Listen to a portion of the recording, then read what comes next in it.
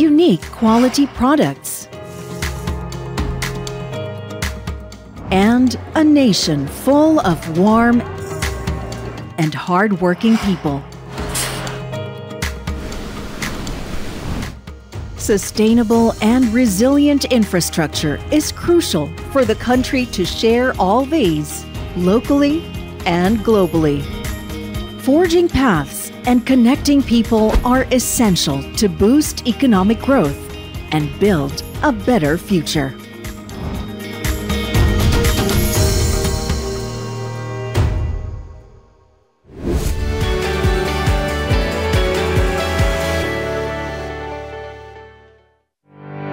With its natural beauty, historical sites, and vibrant culture, the southern part of Luzon continues to be a favorite destination by local and foreign tourists alike. Key provinces such as Cavite, Batangas, Laguna, and Quezon are already accessible from Manila via the South Luzon Expressway or SLEX. To further ease the flow of traffic to the area, SMC Infrastructure has started the construction of the SLEX Toll Road 4 or TR4, an extension of the SLEX that aims to connect Batangas all the way to Quezon, with stops through areas like San Pablo, Laguna, and Sariaya, Quezon. The TR4 is expected to cut travel time from Santo Tomas to Lucena by more than half, from 4 hours to approximately 1 hour. This vital infrastructure aims to not only reduce time on the road, but also lift regional development, tourism, and the local economy. The starting point of the TR4 is in Santo Tomas, Batangas, often considered the gateway to Batangas from Manila. The city is known for its rich historical and cultural heritage. Aside from being the hometown of General Miguel Malvar, thousands travel to the city to visit the National Shrine of Saint Padre Pio. Several first-class relics of the Italian saint, who is known for his stigmata and gift of healing, can be found here. The 11-hectare faith destination is also distinctive for its open-air and nature-inspired architecture. Filipinos are really devoted Catholics. Talagang ganun na lamang yung kanilang pagpaparangal, pagpapahalaga sa pananampalataya. Mayaman, mahirap, bata, matanda, pamilya, no, magkasintahan o kung sino pa man, sila ay pumupunta dito. All for the same motive, no? They want prayers, they want healing, na talagang humihiling ng kagalingan, na kahit sa panahon ng problema, sa panahon ng kanilang pinagdaraanan, they see our faith as their only source of hope. Doon sila kumakapit upang matanggap nila yung kagalingang hinahanap ng kanilang katawan. Spiritual, emotional healing, dahil dito natatanggap at nakukuha nila yung kapayapaang hinahanap ng kanilang mga puso. Si Saint Padre Pio po, he is known, no, for his miracle stories. No? Napakaraming taong lumalapit sa kanya. The stigmata is the wounds of Jesus Christ. No? Yung ibang pong mga santo, meron silang stigmata na merong isa sa mga sugat ng ating Panginoon. But then, Saint Padre Pio has all the 5 wounds of Christ. At sa kanyang pagiging pari, siya ipinipilahan dahil sa kanyang mga spiritual direction just to attend to the needs of the people.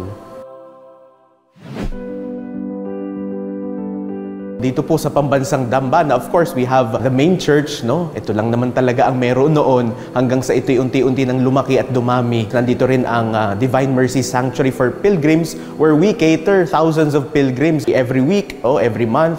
May Sanctuary of the Relics, where we house 20 relics of Saint Padre Pio.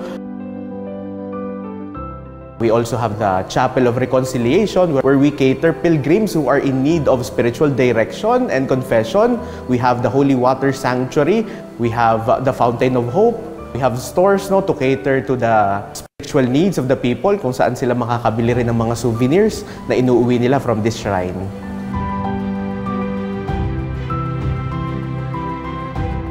every Saturday we have healing masses. At kapag ganitong mga araw, sa maghapon, we cater around 20,000 pilgrims. At kapag mga Sabado at Linggo, mga 10,000, most likely mga ganun pong number. Surprisingly, the National Shrine caters pilgrim from around the world. Hindi na lamang mga taga Batangas, hindi na lamang mga nanggaling sa mga karatig bayan o mga karatig probinsya. We also cater international pilgrims. So, minsan may mga nagmimisa din from Korea, from Hong Kong, from around the world. Talagang dinadayo ito pong pambansang dambana.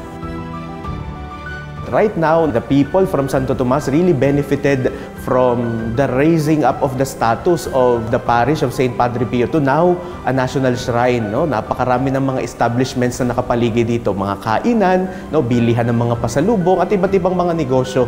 Itong faith tourism talagang nagbigay din ng trabaho para sa atin po mga kapatid dito po sa lungsod ng Santo Tomas. So napakaraming mga nagsulputang establishmento na kung saan nabigyan ng trabaho mga ito. At even here at the National Shrine, we have several employees na talagang nakatulong para sa kabuhayan din nila. Malaking tulong po sa aking pamilya yan. Kasi po, diyan po kinukuha lahat ng aking pagkain ng mga bata, pambaho, saka nakakatulong din po ko sa mga kapatid ko, mga pamangkin ko.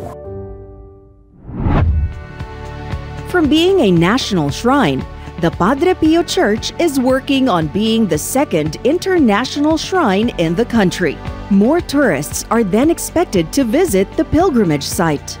With the ongoing SLEX TR4 project, access to the church and other destinations in the city will be easier from both ends, giving faith tourism and local businesses a boost.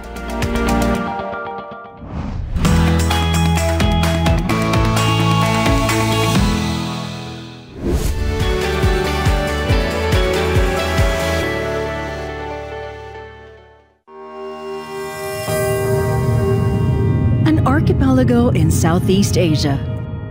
Each island in the Philippines offers rich heritage, diverse natural resources, unique quality products, and a nation full of warm and hard-working people.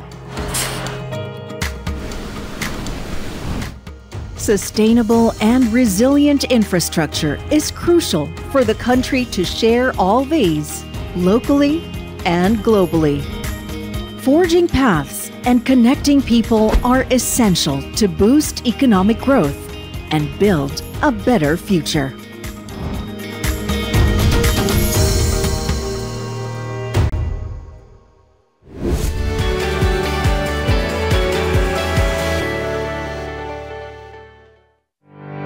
With its natural beauty, historical sites, and vibrant culture, the southern part of Luzon continues to be a favorite destination by local and foreign tourists alike. Key provinces such as Cavite, Batangas, Laguna, and Quezon are already accessible from Manila via the South Luzon Expressway or SLEX. To further ease the flow of traffic to the area, SMC Infrastructure has started the construction of the SLEX Toll Road 4 or TR4, an extension of the SLEX that aims to connect Batangas all the way to Quezon, with stops through areas like San Pablo, Laguna, and Sariaya, Quezon. The TR4 is expected to cut travel time from Santo Tomas to Lucena by more than half, from 4 hours to approximately 1 hour. This vital infrastructure aims to not only reduce time on the road, but also lift regional development, tourism, and the local economy. The starting point of the TR4 is in Santo Tomas, Batangas, often considered the gateway to Batangas from Manila. The city is known for its rich historical and cultural heritage. Aside from being the hometown of General Miguel Malvar, thousands travel to the city to visit the National Shrine of St. Padre Pio. Several first-class relics of the Italian saint, who is known for his stigmata and gift of healing, can be found here. The 11-hectare Faith Destination is also distinctive for its open-air and nature-inspired architecture. Filipinos are really devoted Catholics. Talagang ganun na lamang yung kanilang pagpaparangal, pagpapahalaga sa pananampalataya. Mayaman, mahirap, bata, matanda, pamilya, no, magkasintahan o kung sino pa man, sila ay pumupunta dito. All for the same motive, no? They want prayers, they want healing, na talagang humihiling ng kagalingan, na kahit sa panahon ng problema, sa panahon ng kanilang pinagdaraanan, they see our faith as their only source of hope. Doon sila kumakapit upang matanggap nila yung kagalingang hinahanap ng kanilang katawan. Spiritual, emotional healing, dahil dito natatanggap at nakukuha nila yung kapayapaang hinahanap ng kanilang mga puso. Si St. Padre Pio po, he is known, no, for his miracle stories. No? Napakaraming taong lumalapit sa kanya. The stigmata is the wounds of Jesus Christ. No? Yung ibang pong mga santo, meron silang stigmata na merong isa sa mga sugat ng ating Panginoon.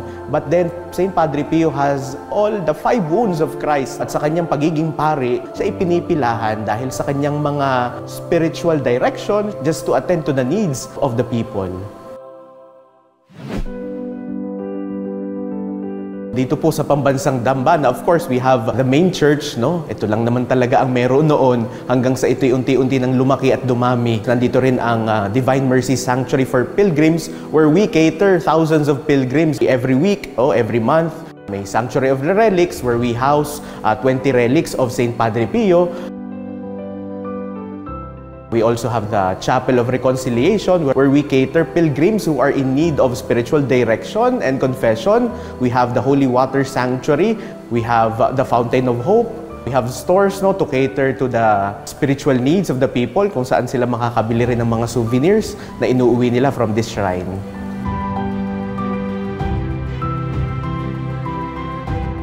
Every Saturday, we have healing masses. At kapag ganitong mga araw, sa maghapon, no, we cater around 20,000 pilgrims. At kapag mga Sabado at Linggo, mga 10,000, no, most likely, mga ganun pong number.